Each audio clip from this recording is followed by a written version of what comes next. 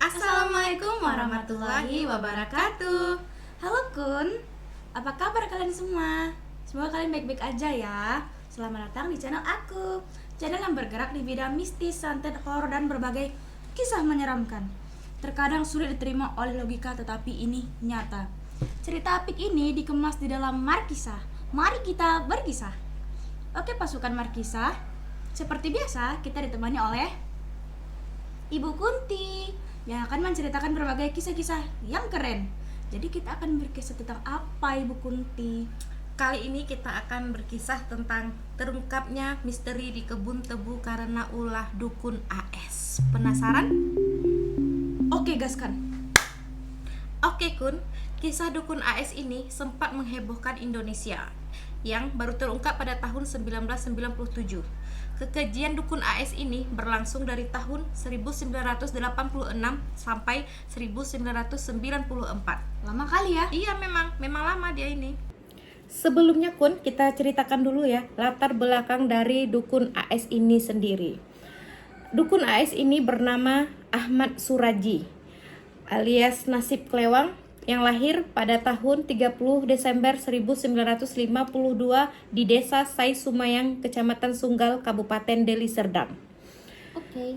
Dukun AS ini alias Nasib Klewang ini merupakan seorang ayah dan suami yang baik. AS ini punya 3 istri. Istri yang pertama itu bernama Tumini, yang kedua Ngatiah, yang ketiga Tuminah. Agak banyak bininya. Memang ya? iya, banyak bininya. Ada pesona apa kadang mungkin Oke. dia ya. Udah. Dari ketiga bininya ini, dia punya 9 orang anak. Anak yang pertama itu udah remaja, tapi memiliki keterbelakangan mental lah. Si AS ini sering bilang anaknya itu bengak atau idiot. Iya. Dah, yang anaknya yang paling kecil itu masih bayi. Memang masih kecil-kecil kali anaknya, dekat-dekat kali emang dari 3 bini tadi ya. Dah. Untuk menghidupi keluarga besarnya tadi, dukun AS ini punya usaha kecil-kecilan, yaitu penyewaan speaker karaoke dan buka praktek di rumahnya. Dari hasil praktek perdukunan ini, dia mampu membeli hewan peliharaan, yaitu kambing. Ini kambing ini juga nanti berkaitan ya dengan kisah kali ini. Iya. Oke. Si AS ini selain sebagai suami dan ayah yang baik, dia juga terkenal dermawan di kampungnya, sering nyumbang ke masjid. Kadang dia suruh istrinya kan untuk ngantar sumbangan ke masjid. Banyak yang hormat dan respect karena saking baiknya dia memang. Dan Berarti dia nggak pelit. enggak pelit, bawaannya dia juga baik kali memang. Banyak yang respect lah pokoknya. Udah. Karena dia juga udah terkenal hebat ilmunya, banyak juga tamu. Dia sebutnya tamu ya, bukan pasien, karena kan yang datang sama dia bukan orang sakit yang berobat. Jadi banyak tamu yang datang ke tempat dia, sehingga sama warga kampung karena ilmunya tadi sakti dan dia juga orang baik, dermawan. Jadi orang kampung itu menghadiahi dia gelar Datu. Iya, Datu. Mulai sekarang kita panggil dia Datu ya. Oke. Si Nasib ini alias AS ini belajar ilmu perdukunan itu pada saat umur dia masih 12 tahun. Cepet kali ya? Iya, kebetulan ayahnya juga seorang dukun, memang sakti juga di kampung dia. Dia nggak melanjutkan lagi sekolahnya karena nggak ada biaya, dia ceritain kan. Jadi dia tertarik lah ilmu perdukunan itu. Nggak diceritain pula berapa orang saudaranya di situ. Kan kita fokusnya ke AS ini. Dia belajarlah ilmu-ilmu itu dari ayahnya. Dia sering juga bacalah buku-buku mantra ayahnya. Terus suatu hari ayahnya bilang kayak gini, Nasib, rubahlah nasibmu. Aku akan kasih kamu mantra yang paling sakti di antara semuanya. Apa itu ya? Dia bilang. Dia bilang lah sama ayahnya, tapi syaratnya ini berat. Kau harus meminum air liur wanita yang baru meninggal, dia bilang. Sebanyak 70 orang. Berat memang syaratnya, tapi abis itu kau memang sakti kali, nggak terkalahkan, dia bilang kayak gitu kan. Mau menguasai bumi Iya, dia. mau menguasai bumi dia. Ilmu mantra dahsyat si AS tadi itu baru terwujud itu ketika dia setelah menikah. Oke. Banyak korban-korbannya yang udah berjatuhan, tapi salah satu korban yang terakhir ini yang bisa mengungkap kasus ini itu bernama Sri Dewi. Oke. Nah, Sri Dewi ini kebetulan dia lagi ada masalah sama suaminya. Masalah rumah tangga. Iya, udah 2 tahun, udah 2 bulan kayak gitulah dia udah pisah ranjang. Udah pulang dia ke rumah mamanya si Dewi ini kan. Di rumah mamanya itu si Dewi ini sering bermenung kayak gitulah, sampai ayahnya tanya kan, kenapa kau Dewi nggak ada ya? Dia bilang mungkin malu dia cerita sama ayahnya tentang masalah rumah tangganya kan. Dah akhirnya mamanya lihat anaknya cemburut kayak gitu, datangilah anaknya. Kok Kenapa kenapa, nak? Dia bilang, mak, dia bilang masalah rumah tangga aku nih makin pelik lah. Dia bilang aku pengen kali lah datang ke orang pintar. Dia bilang kayak gitu kan. Aku nggak mau cerai, dia bilang. Mamanya diam aja lah kayak gitu. Nah, Dah setuju aja. iya diam aja, dia mungkin itu ya bisa bikin Kemauannya, anaknya tenang. oke. Iya dah pamitan lah si Dewi tadi sama orang tuanya. Dia bohong pula di situ. Ini pula salah si Dewi ini, dia Apa bohong. Dia bilang dia nggak pergi ke tempat orang pintar itu. Dia bilang dia pergi ke rumah kawannya yang ada di Medan. Oke. Di Medan pas waktu itu dia pamitan kan, pamitan lah dia sama orang tuanya. Dia bilang sama ayahnya, ya aku pamit dulu ya mau ke rumah kawan aku ke Medan. Dia bilang iyalah, dibilang sama ayahnya. Terus waktu pamitan itu si Dewi itu cium tangan ayahnya tuh sampai 2 kali. Nah kenapa pula kau cium tangan ayah sampai 2 kali, dia bilang Ayah kan. nggak curiga? Nggak curiga. Terus si Dewi ini cium-cium sama peluk lah mamanya, kayak apa aja kayak gitu kan. Kayak orang mau pisah jauh. Iya, sampai mamanya bilang, apa pula kau ini nangis-nangis kayak gitu, udah kayak mau pergi ke Jawa aja. Padahal kan kau cuma mau pergi ke Medan, dekat pun, dia Ya, bilang. ya. Terus dia bilang sama si Dewi ini, ya aku nggak pulang ya malam ini, dia bilang. Aku nginap. Terus dibilang ayahnya, udah nggak apa-apa, besok kau pulang ya. Dia bilang, iyalah ya. Dia bilang, dah berangkatlah si Dewi ini tadi. Kan dia berangkatnya kan dalam satu kampung tuh juga ke rumah si Datuk tadi. Iya, deh. Memang masih dalam satu lingkungan. Jadi dia naik becak lah kan, becak langganan dia. Nama tukang becak ini si Andreas. Oke. Nah, malam itu dia berangkat terus kan ke tempat si Datuk tadi. Di dalam perjalanan itu hujan lebat kali turun, petir, angin. Terus si Dewi itu kan memang kenal kan sama si Datuk tadi. Si Andreas pun juga kenal juga sama Datuk, orang dia sekampung. Iya, iya. Di dalam perjalanan itu, di atas becak itu, si Dewi ini bilang lah kan, Andreas, dia bilang, kau jangan bilang-bilang ya sama ayah aku kalau aku pergi ke rumah Datuk, dia bilang. Oh iya kak, dia bilang kayak gitu. Si Andreas ini memang sering juga ngantar-ngantarin orang ke rumah si Datuk. Udah pas waktu dia mau ke perjalanan ke rumah Datuk, dia melewati lah kan pos ronda kayak gitu. Di situ orang pos ronda lihatlah si Andreas nih ngantarin Orang yang tamu. berjaga. Iya, udah biasa kayak gitu orang bertamu ke kampung itu kan. Udah dianterin lah kan ke rumah si Datuk itu, si Dewi tadi. Udah dianterin, si Andreas tadi kan langsung balik dia kan. Pas waktu dia balik disergap dia sama si ini orang ronda tadi. Salah satu orang situ bilang kan, Andreas, siapa tamu yang kau antarin tadi ke rumah Datuk? Dia memang kelihatan karena jaraknya itu. Nggak ada, dia bilang. Dia nggak ngaku. Nggak tahu, dia bilang nggak kenal lah pokoknya. Dia bilang nggak, dibilang si Dewi tadi. Udah baliklah si Andreas, yang di pos ronda tadi, udahlah diam aja, dia duduk lagi. Dah pas waktu di rumah si Datuk tadi, si Dewi tadi tuh dia nggak menaruh curiga sama sekali karena memang si Datuk ini memang baik kali kan. Iya, dia di situ suruhnya anaknya ngaji, anaknya sholat, dia pun kayak gitu juga. Maksudnya nggak ada untuk dicurigain tuh, nggak ada. Keluarga baik-baik ya. Iya, dah datanglah si Dewi di situ kan. Di situ dibilang lah sama si Datuk tadi kan, ada apa masalahmu? Ini Datuk, aku sama suami aku udah pisah selama 2 bulan, aku nggak pengen cerai. Oh bisa, dia bilang, tapi syaratnya itu berat, dia bilang. Apa Datuk? Dia bilang, kau harus menjalani ritual tapak pendam, dia bilang. Apa itu tapak pendam? Tapak pendam itu badan kau nanti dipendam atau dikubur setengah badan di dalam tanah, dia bilang. Iya, nggak mau lah Datuk, dia bilang. Itu terserah kau, dia bilang. Tapi ini memang Yang paling manjur. Nanti jangankan suami kau balik, semua yang kau mau pun terwujud. Semua hajat kau pun Iya, terwujud. sampai Kabul.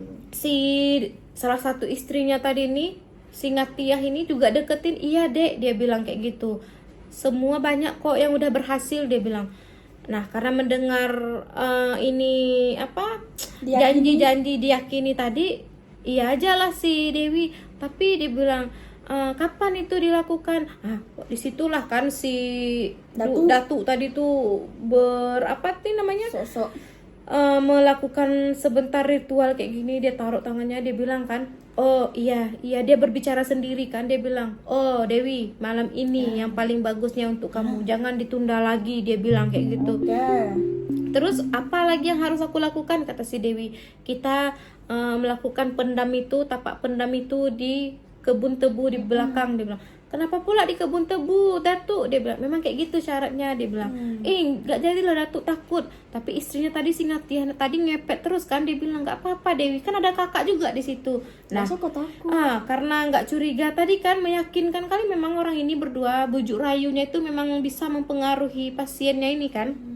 Dah lah kan, mempengaruhi si korban ini. Dah lah, jalanlah orang tuh langsung malam itu ke kebun tebu itu. Sebelum nyampe ke kebun tebu itu lewat kuburan kan. Ya namanya malam, baru hujan becek-becek kan, ngeri kan. Terus si Dewi ini bilang, udah ragu lagi dia. Kak, nggak jadilah, dia bilang. Takut kali. Takut aku Kak, dia bilang.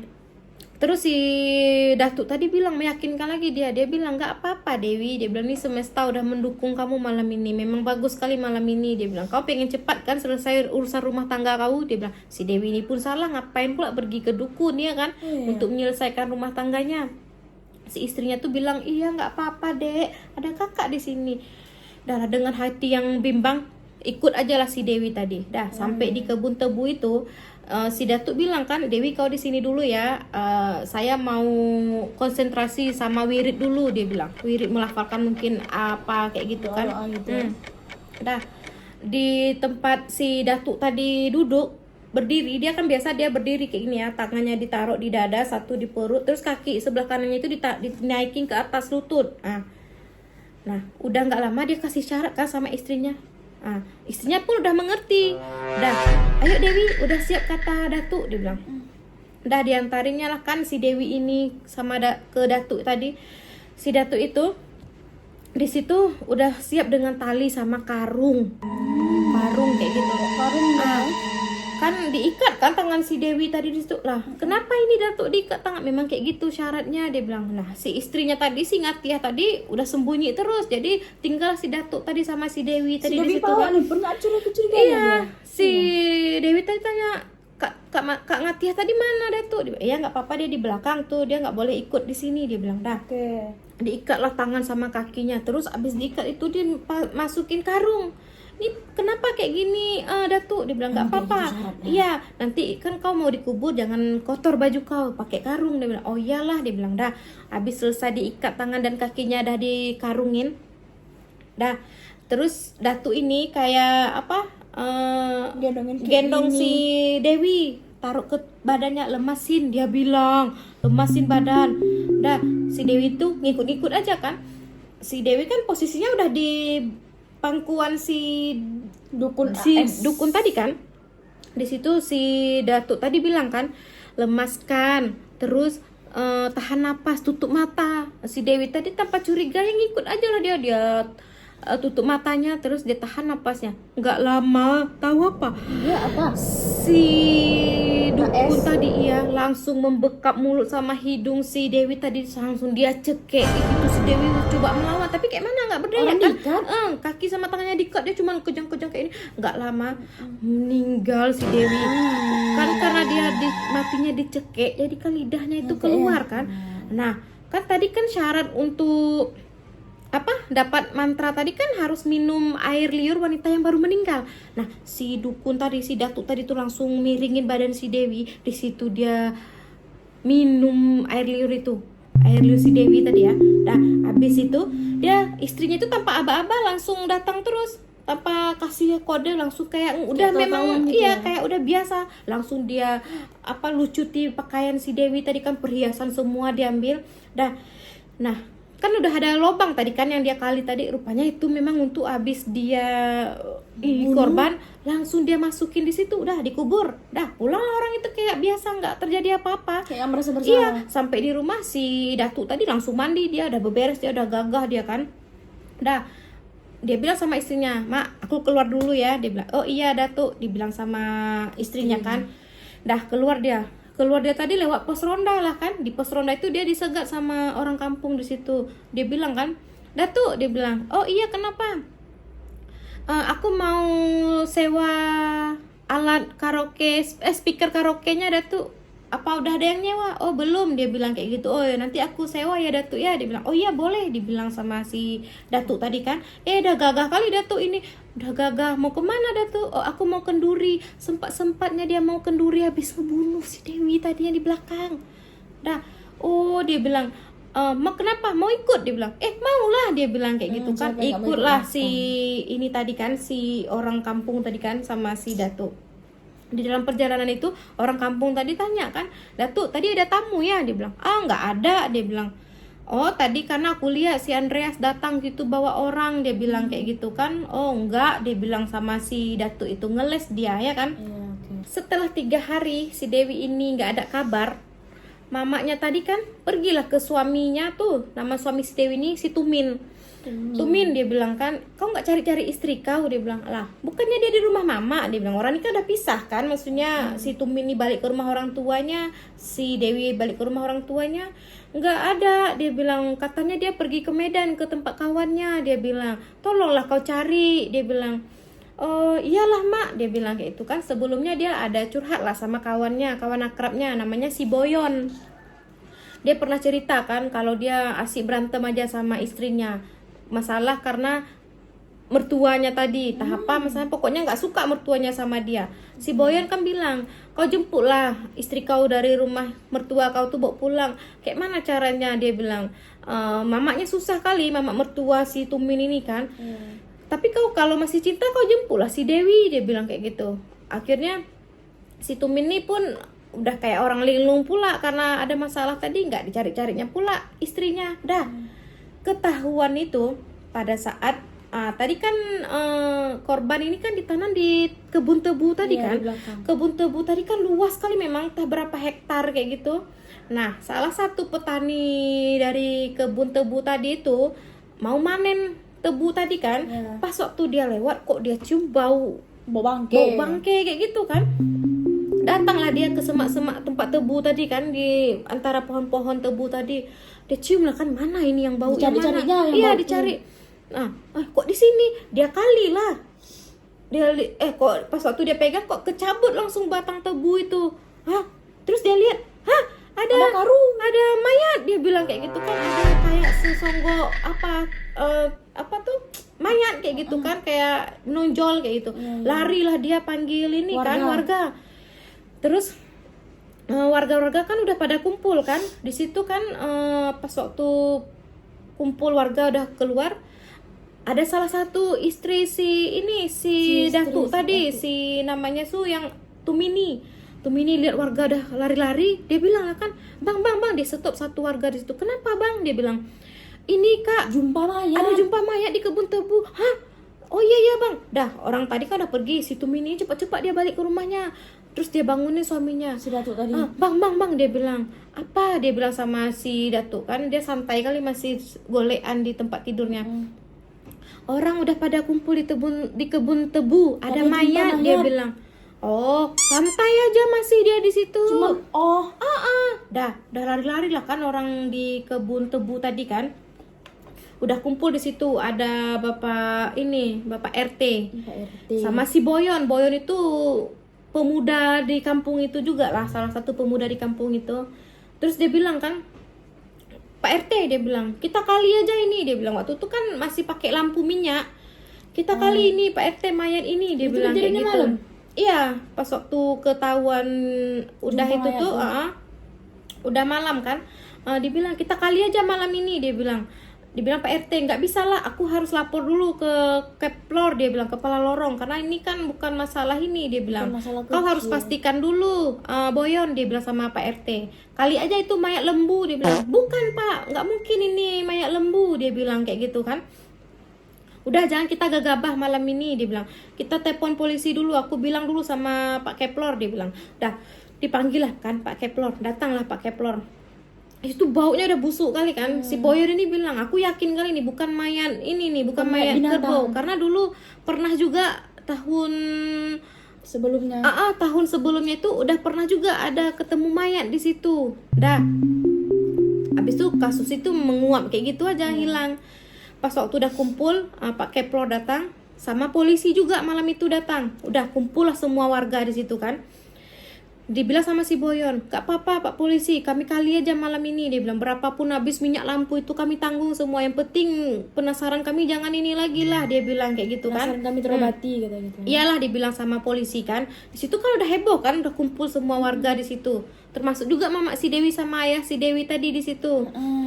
Dah, pas waktu udah datang semua warga, dibilang sama polisi. Tapi dia bilang kayak gitu kan, sebelum kita gali ini, apa ada ada di antara kalian ini yang keluarganya hilang? Dia bilang. Yang kehilangan Dibilang sama si Boyon ini, ada Pak Polisi. Dia bilang, istri teman saya. Dia bilang, siapa dia? Datanglah si Tumin tadi kan, istri saya Pak Polisi. Dia bilang, udah ngelapor kamu, istri kamu hilang? Udah. Kemana kau lapor? Ke Pak Keplor. Dia bilang, ke polisi udah? Belum. Dia bilang, dah, karena ini dianggap dia mencurigakan, si Tumin ini kau lapor ke kantor polisi. Dia di polisi tadi bawa si Tumin tadi kan ke kantor polisi. Dia bilang, kayak mana pula nih aku udah dibawa? Dia bilang, dah, udah dibawa lah si Tumin tadi kan, suami si Dewi tadi ke kantor polisi. Dah, penggalian pun udah dimulai di situ. Di pas waktu digali, di situ kan ketemu mayatnya itu kan baru berapa hari hilang kan, jadi masih ada ciri-cirinya itu. Masih nampak. Nah, pas waktu digali tadi, mama si Dewi lihat kan, ya Allah itu ya beneran si Dewi. Dibilang pingsan dia di kuburan itu. Dah, kan kaget lah kan, betulan si Dewi. Dia bilang, dah, pas waktu besoknya dikubur lah kan si Dewi. Secara layak. Sebelum dikubur itu kan diotopsi dulu zaman itu. Sempat diotopsi si Dewi ini, dibawa ke rumah sakit kan, polisi dampingin. Dibilang sama si dokternya, ini korban ini udah meninggal antara 3 atau 4 hari. Ini jelas pembunuhan karena ada bekas cekikan di leher, dia cekikan di leher si korban ini kan. Terus pelakunya pintar karena pakaiannya semua dibuka itu biar cepat proses pembusukan, dia bilang. Oh iyalah, dibilang polisi. Dah, pas waktu besoknya kan mayat si Dewi ini udah dikembalikan ke keluarganya kan, mau dikuburin. Tahu kalian apa? Tidak, di situ si Datuk itu ngikut juga gali kubur itu. Seolah-olah dia tuh kayak aku ikut juga cari mayatnya gitu ya. Dia kubur di situ kan, dia cangkul, dia kuburin. Di situ juga hadir istrinya, ketiga istrinya di situ kan. Terus dia bilang pula sama ayah si Dewi, yang sabar ya Pak. Dia bilang. Dah, setelah dikubur tadi, si Datuk ini memang kayaknya udah putus sarafnya tuh. Ikut juga dia malam melayat ke rumah si Dewi, makan juga nasi berkat si Dewi. Orang yang dia udah dia habisin tadi. Apa jari si Datuk tuh di leher si Dewi? Zaman itu kan belum canggih kali kayak sekarang. Dah, pas waktu dikubur itu, si apa namanya tuh? Datuk bukan si Andreas tadi diinterogasi sama polisi. Karena kan si Boyon tadi bilang kan, kalau ada yang bilang si Dewi ini diantarin sama si Andreas ke rumah si Datuk. Si Andreas tadi ini lagi diinterogasi itu, lagi habis penguburan itu ya, di dalam mobil polisi. Si Andreas itu diinterogasi, siapa yang kau antarin ke rumah si Datuk, kemana? Dia bilang, iya saya ngantarin si Dewi ke rumah si Datuk. Terus si Dewi bilang jangan kasih tahu orang tuanya, dia bilang kayak gitu syarat yang dibilang sama orang berobat, tempat dia berobat itu, dia bilang di rumah si Datuk. Dah lah kan, berbekal dari informasi dari si Andreas tadi, polisi itu bawa Andreas itu ke rumah si Datuk tadi. Di situ Datuk itu selo-selo aja dia masih. Pas waktu polisi datang kan, si Datuk itu masih dalam rumah kan, diketok pintu. Ayah kau mana? Dia bilang, oh ada, ayahku di dalam. Dipanggil lah kan, Pak Polisi. Bukan, Pak Keplor, karena ada Pak Keplor juga kan datang. Oh ya, ada apa nih Pak Keplor? Oh ya, Pak Nasib, dia bilang Pak Keplor kan, panggil. Ini ada anggota polisi yang mau tanya-tanya sama kamu, dia bilang kayak gitu. Iya, tanya aja nggak apa-apa, selo, sambil dia ngisap rokoknya di situ santai ya kan. Nggak ada dia getar-getar takutnya tuh, nggak ada. Slow.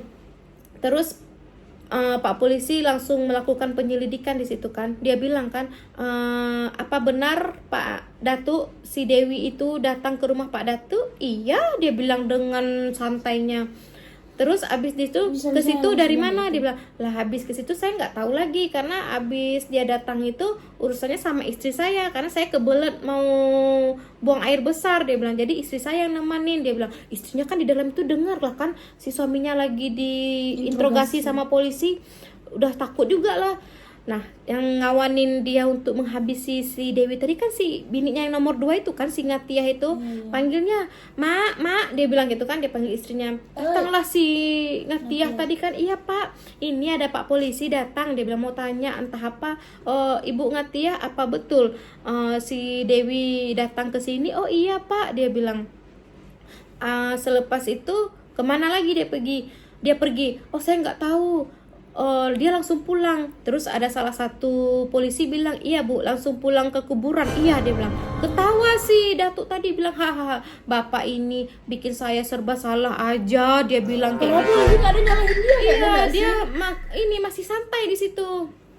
Terus dia bilang kan, kenapa kamu nggak kasih keterangan kalau Dewi itu sebelum meninggal dia datang ke rumah kamu, dia bilang kayak gitu kan. Terus si Datuk tadi masih ngelak aja, ya kayak mana dia habis datang ke sini saya nggak tahu lagi kan. Udahlah kan, di situ pun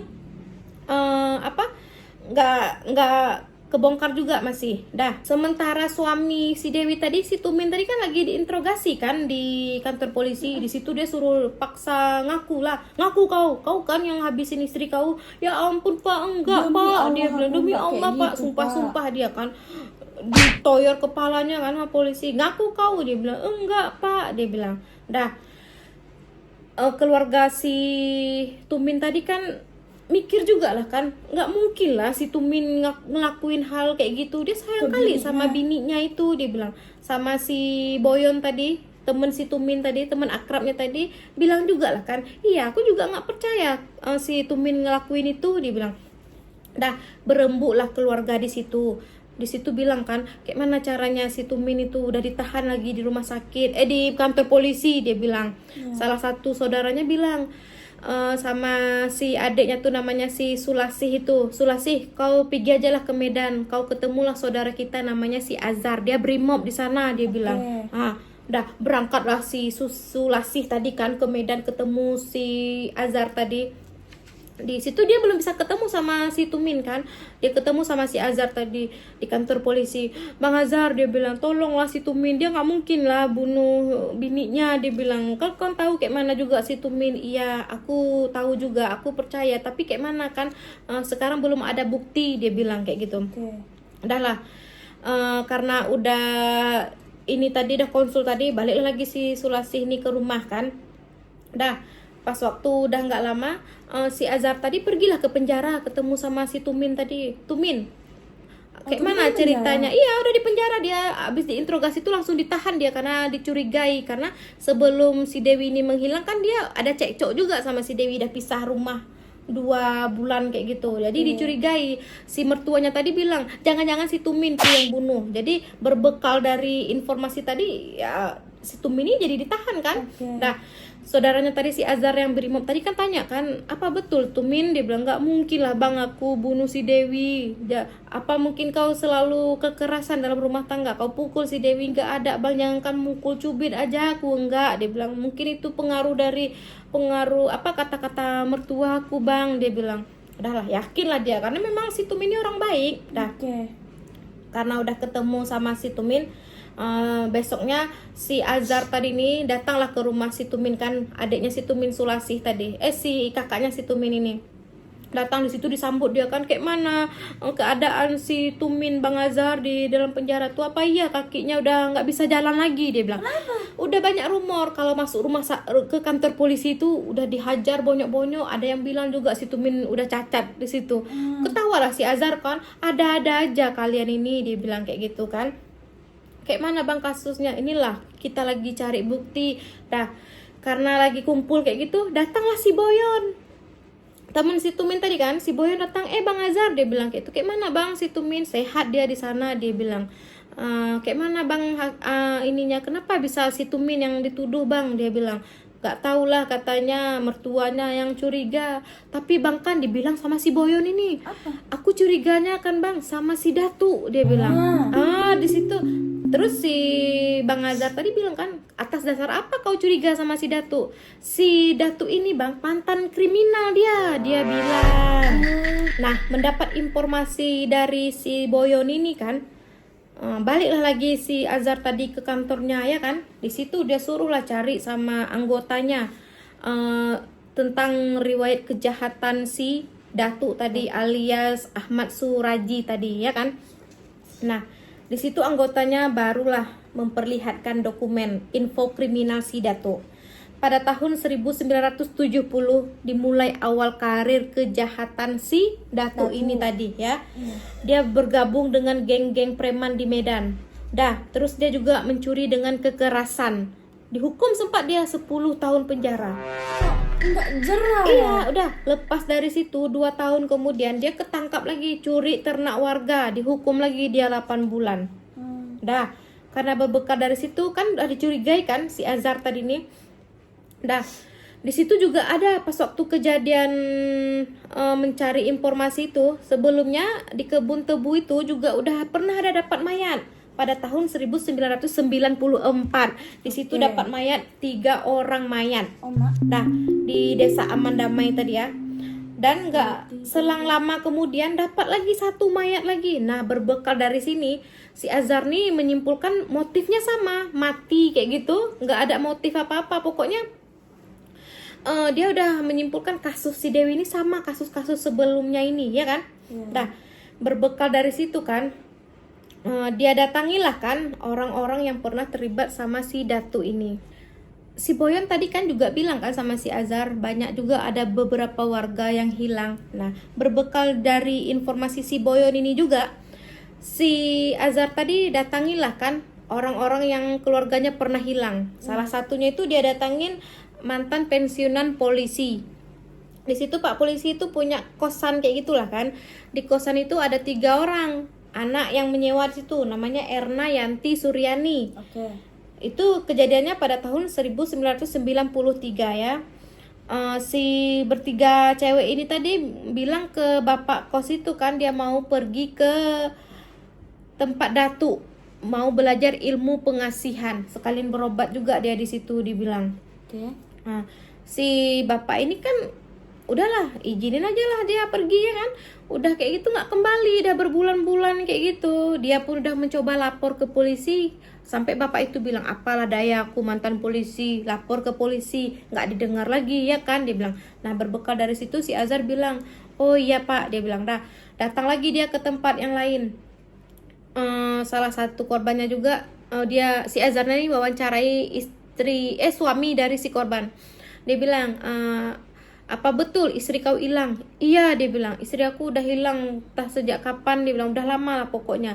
Di situ dia bilang istrinya, dia pernah kawanin istrinya berobat ke tempat Datu, berobat tapi dia nggak sakit, cuman konsultasi usaha biar maju ya kan.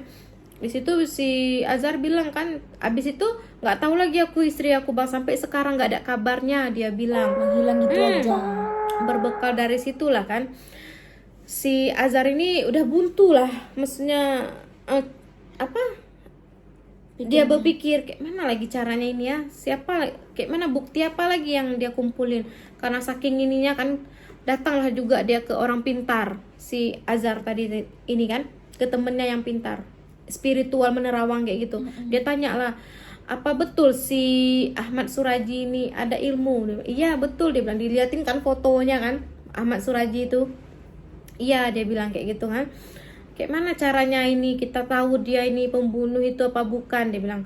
Terus temen polisi tadi kan kayak taruh batu di atas mejanya, muter-muter dia. Si temennya tadi bilang kan, gak lama lagi dapat lagi mayat, dia bilang. Terus nanti ada salah satu korban yang selamat yang akan bercerita.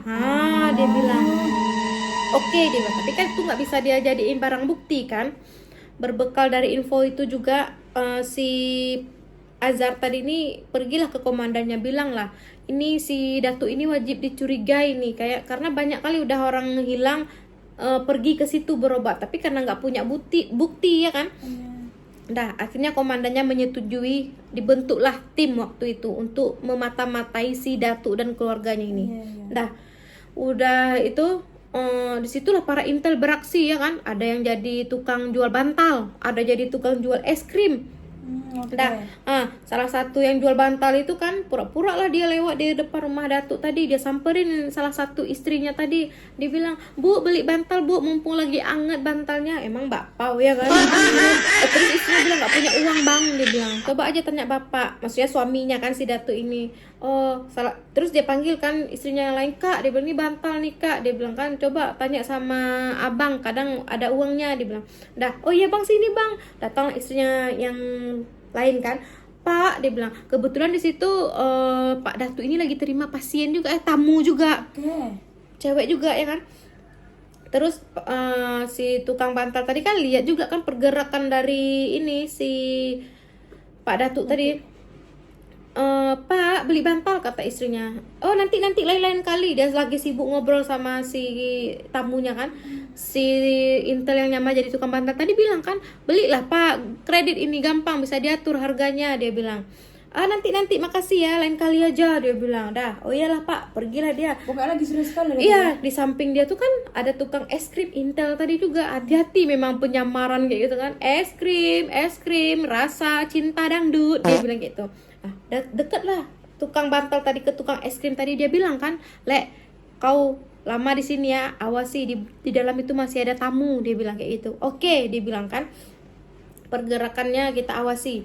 Dah, pas waktu tuh udah bubar lah kan, udah informasinya itu udah ada juga yang ngelihat kalau si Datuk ini udah mencurigakan kayak gitu, karena kan gak lama dari situ betulan ketemu mayat kayak yang dibilang teman si Azhar tadi ya kan. Dia. Istrinya yang lagi di ladang itu cepat-cepat buru-buru dia pulang kan. Dia ketemu langsung suaminya. Bang," dia bilang, "kenapa?" Dia bilang, "Pak Datuk tadi dengan masih santainya, masih ngerokok ya kan, di sana udah ketemu lagi mayat," dia bilang kayak gitu. "Oh ya udah, masih santai kawan," dia bilang. Kok bisa ya? "Iya, kayak mana ini Pak?" "Udah nggak apa-apa, tenang aja," dia bilang. Aman. Terus si Azhar tadi kan bilang sama komandannya, "Ini nggak betul lagi nih komandan, kayak mana kalau kita langsung Cuduk aja. bukan ini Tangkap aja. grebek rumahnya, mungkin ada sesuatu yang ditinggalinya di situ sebagai barang bukti." Setujulah komandannya, diperintahkanlah kan untuk menggerebek rumah si Datuk tadi. Datanglah kan orang itu serombongannya kan, di situ warga pun ngumpul. Kenapa itu?" dibilang kan. Pas waktu di dalam rumah itu, si polisi ini langsung kan dia kenalilah dulu kan, dia bilang, "Pak, kami ada surat perintah untuk gerebek rumah Bapak," dia bilang. Si Datuk tadi masih santai aja dia di situ, diam aja dia kan. Terus langsung digerebek kan, dapatlah satu kayak koper kecil, disitulah dapat kayak alat-alat perdukunan kayak gitu, kain putih sama tanah kuburan. Udahlah masih normal. Iya. Terus dia cari, akhirnya dapat apa kalian tahu? Tas dari korban tadi. Tas, baju, rupanya abis korban tadi dibunuh itu dikumpulin di dalam tempat kayak gitu. Sama istrinya. Dah, di situ kan nggak bisa lagi ngelak kan si Datuk tadi, di situ diborgol langsung dia, tapi dia nggak ngelawan. Istrinya tadi kan ngikut aja juga kan, bawa anak-anaknya, langsung diamankan dia kan ke dalam mobil polisi, langsung dibawa ke kantor polisi. Dah, di kantor di situ pun polisi nggak tinggal diam juga kan. Sebelum dia dibawa ke kantor polisi juga menemukan perhiasan si korban tadi di bawah kandang kambing pula. Iya, di situ dia lihat gelang emas si korban, jam tangan, segala macam lah. Di situ juga polisi temuin kayak gumpalan-gumpalan rambut banyak kayak gitu kan. Apa jambaknya? Iya, pokoknya nggak tahu lah. Dah, dibawa lah si Datuk tadi sama istrinya ke kantor polisi kan. Di situ diinterogasi dia. Istrinya pertama diinterogasi, dibilang kan, "Kalian ngaku, kalian yang bantu istri kalian." Di situ diam kayak patung semuanya. Nggak ada yang mau ngaku, nggak ada yang bersuara. "Oh, kalian ini ya," diancam lah sama polisi. "Kalau kalian nggak ngaku, hukumannya lebih berat," dia bilang. Akhirnya juga nggak ngaku, dibawalah kan barang-barang tadi. Ini barang-barang perhiasan apa itu, ini nggak mungkin punya kalian, dibilang sama polisi kayak gitu kan. Ya, sampai polisi itu saking geramnya dia pakein baju korban itu sama anting-anting itu. Ini kan punya korban itu, coba kalian bayangin, kalian yang dicekik dan ditelanjangi sama si tersangka, dia bilang. Terus disitulah nangislah istrinya. Oh iya, kami takut, kami disuruh sama suami kami. Sama si Datu. Iya, dia bilang. Di tempat berbeda, si Datu ini kan juga lagi diinterogasi kan sama polisi. Iya. Pak, ngaku, dia bilang. Kau apa ini? Dia bilang, kau buka praktek dukun apa? Dia bilang. Ketawa dia masih santai, masih ngerokok. Memang agak kayak konslet mungkin kepala dia nih ya. Berasa dia tuh hebat mungkin ya. Longor. Diinterogasi kan sama polisi. Ayo ngaku, dia bilang. Polisi jebak dia kan, si istri-istri kau udah ngaku, katanya kau memang membunuh dan mereka bantu. Hahaha, ketawa dia bilang, istri saya itu Pak mungkin berkata seperti itu tuh mungkin karena takut tekanan polisi, dia bilang. Masih juga dia. Sama saya dan ibu. Oh kau ini, dia bilang. Karena saking geramnya juga ya, polisi tadi kan ambillah kan koper kecil yang dia temuin di rumahnya tadi, dia buka kan. Nah ini apa? Oh ini Pak, kain biasa, dia bilang, kain putih gitu kan. Tanah, oh ini tanah kuburan bapak saya, dia bilang. Ini rambut-rambut nih dari mana kau dapat? Nggak mungkin kau rambut istri. Iya ini rambut orang yang berobat sama aku Pak, dia bilang. Oh, dia bilang, kalau kau memang ya dukun, ditekan kan sama polisi tadi. Kalau kau memang ya dukun bukan abal-abal, cobalah kau praktekkan ini cara kau mengobatin pasien itu, dia bilang. Karena memang betulan dukun ya. Iya, memang betulan dukun dia. Itu pas waktu diinterogasi itu ya, tangan dia tuh nggak berhenti kayak ketok-ketok meja kayak ini. Terus dia tunjuk-tunjuk kayak gitu. Kakinya juga dia mau ngerjain si penyidik tadi kan, biar jangan bisa selidiki dia. Kebetulan si penyidik ini ada pula ilmu batinnya di situ. Ada penjaga badannya. Iya. Hei, dia bilang, ngaku kau, dia bilang. Coba kau praktekin gimana kau ini, dia bilang. Gimana cara kau melakukan ini pengobatan, dia bilang. Akhirnya di situ si Datu ini praktekin lah. Ini Pak, dia bilang. Dia berdiri kan kayak tadi kan, tangan di sini, kaki kanan sebelah di atas lutut. Di situ dia juga pengen mempengaruhi si penyidik ini kan. Si penyidik ini pun udah agak mulai kacau juga dia. Tapi karena dia punya ilmu juga, mental apa tuh? Ilmu si Datuk tadi kalah rupanya si Datuk di situ. Oh, enggak apa-apa. Di situ kan si Datuk itu pingsan dia di situ. Udah pingsan. Kalian tahu apa? Gak lama keluarlah di sini susunya berupa permata, sama di dadanya itu kayak keris kecil kayak itu. Diambil lah sama si penyidik tadi, dilihatkanlah sama si istrinya. Ini dia bilang, ini susu dari suami kau. Dia bilang, nggak sakti lagi dia sekarang, dia bilang. Sekarang dia udah cuman seonggok daging tua, dia bilang. Nangislah istrinya di situ. Ya Pak, maaf Pak, ya kami salah, dia bilang. Dah pas waktu penyidik balik lagi ke si Datu ini pertama tadi kan garang kali dia kan, sekarang udah takut dia. Maaf Pak, nih kau kulempar kau ke dalam penjara itu, habis kau jadi samsak sama napi lain, dia bilang kayak gitu kan. Ampun Pak, maaf. Di situ dia bilang, ngakulah akhirnya dia di situ kan. Setelah sekian lama di situ dia bilang, kayak mana cara kau mengobati pasien itu? Iya Pak, rambut itu memang berasal dari rambut pasien yang udah mati itu. Dan ternyata juga abis pasien itu meninggal, rambutnya itu dipotong. Terus rambut itu dibakar di lilin, terus dia jadiin kayak abu, dia masukinlah ke dalam air putih di dalam gelas kayak itu kan. Dia ambil juga tanah kuburan, dia aduk pakai tangannya, diminumnya. Itu penutup ritual. Setiap dia ketemu korban, bisa menemukan korban kayak gitu, dia langsung melakukan itu tadi kan, itu penutupnya. Dah, di situ penyidik bilang lah kan, berapa orang yang udah kau bunuh? Dia bilang, aku 16 Pak, dia bilang. Gak mungkin kau 16, dari tahun kapan kau mulai ini? 1986 Pak. Gak mungkin, cuman 16 orang 11 tahun kau ya beraksi, dia bilang. Enggak Pak, ngelilung dia mikir 27 kayaknya Pak, dia bilang. Bohong kau, dia bilang. Ngaku kau, berapa orang? Aku udah lupa Pak, dia bilang kayak itu. Siapa yang kau udah bunuh? Dia bilang, aku lupa Pak, dia bilang kayak gitu kan. Saking banyaknya mungkin ya. Dah, akhirnya terakhir karena udah ditekan sama polisi tadi, terus dia juga nggak punya ilmu tadi, nggak santuy lagi, dia udah gemeter dia kan. apanya tadi udah dikeluarin, apa namanya tadi? Yang permata-permata Iya, ilmunya tadi tuh udah dikeluarin, udah dicabut, jadi kayak orang biasa lagi. Dia udah takut dia. Iya pak, 42 orang pak, aku habisi pak, dia bilang. Sebenarnya syaratnya itu 70 pak, dia bilang, tapi masih baru dapat 42, udah ketahuan. Kayak gitu dia bilang. Sampai polisi bilang kan, biadab kau, dia bilang. Nah, ini kan udah ketahuan kan si Dewi tadi korbannya, pas waktu diinterogasi lagi banyak kali. Rupanya kalian tahu salah satu korbannya juga sebelum Dewi ini, korbannya itu datang kan kayak biasa kan, berobat konsultasi masalah penglaris usahanya. Ada juga yang waktu berobat itu pertama orang tuh nggak curiga, memang usahanya itu berhasil, laris memang dagangannya. Datang lagi ada yang lain, syaratnya itu mudah, cuman bawa jeruk purut kayak gitu kan. Ada juga yang bawa jeruk sangkis karena nggak nemu jeruk purut. Mungkin zaman itu saking banyak kali orang konsultasi, jeruk purut itu habis. Sampai si Datu itu ketawa, ada-ada aja kau, masa jeruk sangkis mau jadiin untuk ritual perdukunan, dia bilang.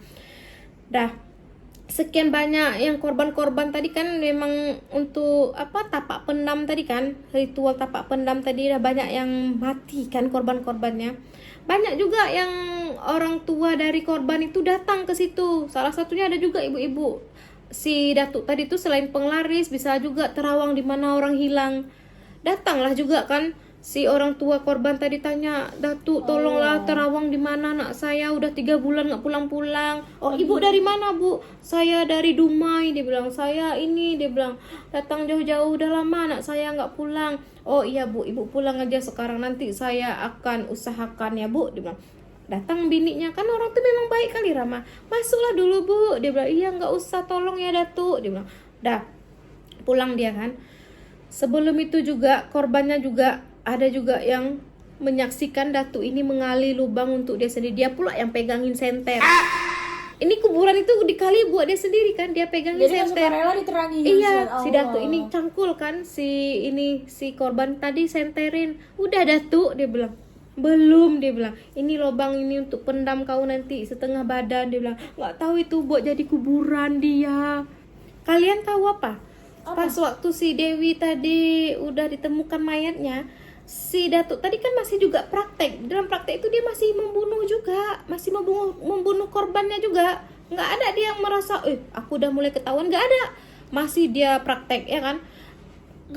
Kadang pernah ada ya, mayat satu masih belum dikubur, istrinya lagi copotin pakaiannya, ada lagi pasien baru yang baru dia cekek kayak gitu kan.